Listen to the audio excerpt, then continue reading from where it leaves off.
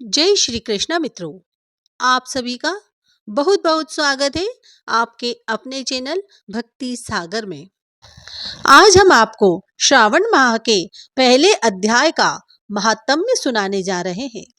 तो सबसे पहले आपको और आपके पूरे परिवार को श्रावण माह की बहुत बहुत शुभकामनाएं एवं बधाइयां। भगवान भोलेनाथ तथा माता पार्वती जी का भरपूर आशीर्वाद आप पर बना रहे। श्रावण मास की इस कथा को हम आपको सुनाने जा रहे हैं। इसे शुरू से अंत तक जरूर देखिएगा।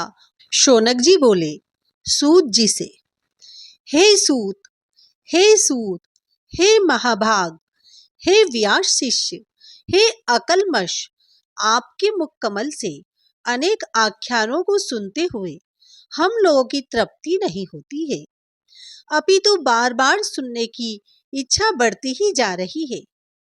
तुला राशि में स्थित सूर्य में कार्तिक मास का महात्म्य, मकर राशि में माघ मास का महात्म्य और मेष राशि में स्थित सूर्य में वैशाख मास का महात्म्य और इसके साथ उन मासों के जो भी धर्म हैं उन्हें आपने भली भांति कह दिया है।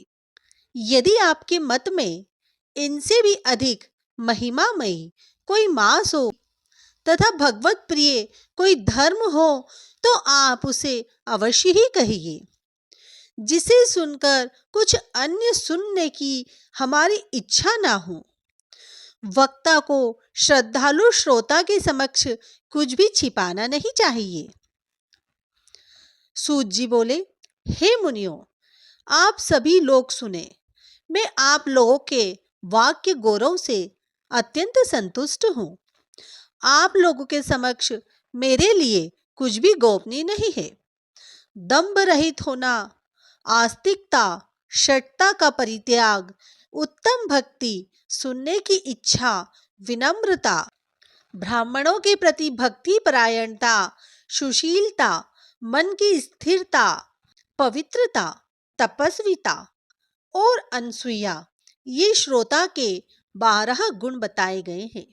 ये सभी आप लोगों में विद्यमान हैं। अतः मैं आप लोगों पर प्रसन्न होकर उस तत्व का वर्णन करता हूं। एक समय प्रतिभाशाली सनत कुमार ने धर्म को जानने की इच्छा से परम भक्ति से युक्त होकर विनम्रता पूर्वक ईश्वर अर्थात भगवान शिव से पूछा।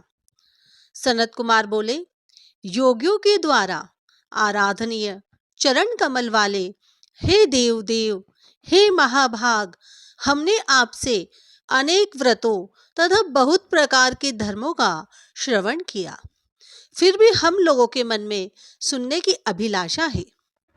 12 मासों में से जो मास सबसे श्रेष्ठ, आपकी अत्यंत प्रीति कराने वाला, सभी कर्मों की सिद्धि देने वाला हो और अन्य मास में किया गया कर्म यदि इस मास में किया जाए तो वह अनंत फल प्रदान करने वाला हो, हे देव, उस मास को बताने की कृपा कीजिए।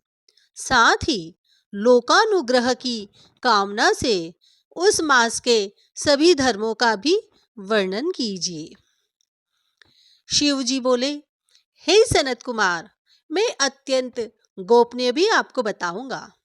हे सुव्रत, हे विधि नंदन, मैं आपकी स्वर्णेच्छा तथा भक्ति से प्रसन्न हूं। 12 मासों में श्रावण मास मुझे अत्यंत ही प्रिय है। इसका महात्म्य सुनने योग्य है, अतः इसे श्रावण कहा गया है। इस मास में श्रवण नक्षत्र युक्त पूर्णिमा होती है, इस कारण से भी इसे श्रावण कहा गया है। इसके महात्म्य के श्रवण मात्र से ही सिद्धि प्राप्त होती है, इसलिए भी यह श्रावण संज्ञा वाला है। निर्मलता गुण के कारण यह आकाश के सदृश है, इसलिए नभा कहा गया है। इस श्रावण मास के धर्मों की गणना करने में इस पृथ्वी लोक में कौन समर्थ हो सकता है, जिसके फल का संपूर्ण रूप से वर्णन करने के लिए ब्रह्मा जी 4 मुख वाले हुए। जिसके फल की महिमा को देखने के लिए इंद्र 1000 नेत्रों से युक्त हुए और जिसके फल को कहने के लिए शेषनाग 2000 जिह्वाओं से संपन्न हुए। अधिक कहने से क्या प्रयोजन, इसके महात्म्य को देखने और कहने में कोई भी समर्थ नहीं है।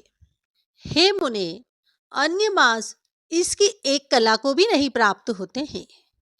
यह सभी व्रतों तथा धर्मों से युक्त है। इस महीने में एक भी दिन ऐसा नहीं है जो व्रत से रहित दिखाई देता हो। इस माह में प्रायः सभी तिथियां व्रत युक्त है।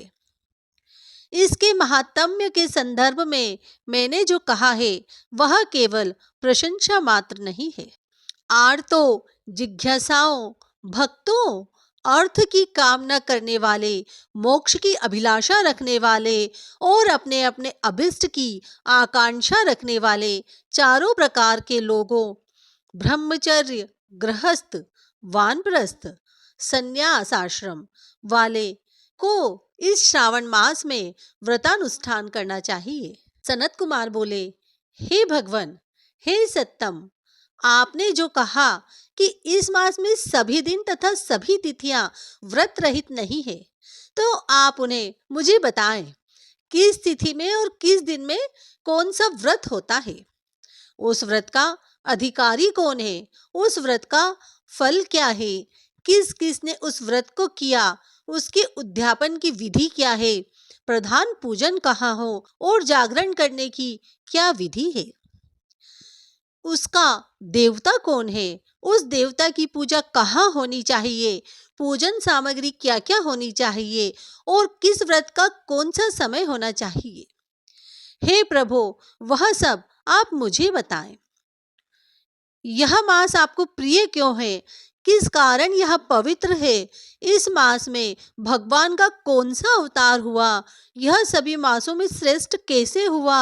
और इस मास में कौन कौन धर्म अनुष्ठान के योग्य हैं? हे प्रभु, यह सब बताएं। आपके समक्ष मुझ अज्ञानी का प्रश्न करने में कितना ज्ञान हो सकता है, अतः आप संपूर्ण रूप से बताएं। हे कृपालो, मेरे पूछने के अतिरिक्त भी जो शेष रह गया हो उसे भी लोगों के उद्धार के लिए कृपा कर बताएं।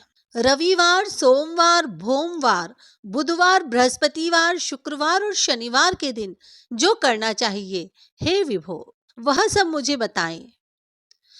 आप सबके आदि में आविर्भूत हुए हैं, अतः आपको आदि देव कहा गया है।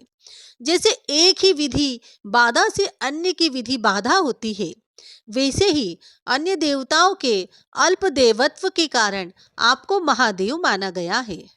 तीनों देवताओं के निवास स्थान पीपल वृक्ष में सबसे ऊपर आपकी स्थिति है। कल्याण रूप होने के कारण आप शिव हैं और पाप समूह को हारने के कारण आप हर हैं। आपके आदि देव होने से आपका शुक्ल वर्ण प्रमाण है, क्योंकि प्रकृति में शुक्ल वर्ण का ही प्रधान है, अन्य वर्ण विकृत हैं। आप कपूर के समान गौर वर्ण के हैं, अतः आप आदि देव हैं। गणपति के अधिष्ठान रूप 4 दल वाले मूलाधार नामक चक्र से ब्रह्मा जी के अधिष्ठान रूप 6 दल वाले स्वाधिष्ठान नामक चक्र से और विष्णु के अधिष्ठान रूप 10 दल वाले मणिपुर नामक चक्र से भी ऊपर आपके अधिष्ठित होने के कारण आप ब्रह्मा तथा विष्णु के ऊपर स्थित हैं। यह आपकी प्रधानता को व्यक्त करता है। हे देव, एकमात्र आपकी ही पूजा से पंचायतन पूजा हो जाती है, जो कि दूसरे देवता की पूजा से किसी भी प्रकार संभव नहीं है। आप स्वयं शिव हैं। आपकी बाई जांग पर शक्ति स्वरूपा दुर्गा, दाहिनी जांग पर गणपति, आपके नेत्र में सूर्य तथा हृदय में भक्तराज भगवान श्री हरि विराजमान है।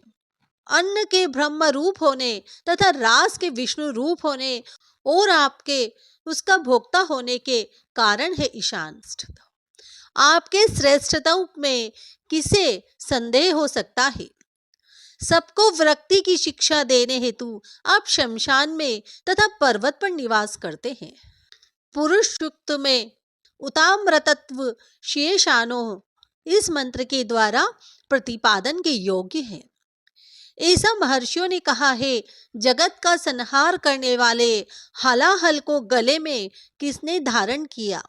महाप्रलय की कालाग्नि को अपने मस्तक पर धारण करने में कौन समर्थ था? संसार रूप अंधकूप में पतन के हेतु कामदेव को किसने भस्म किया?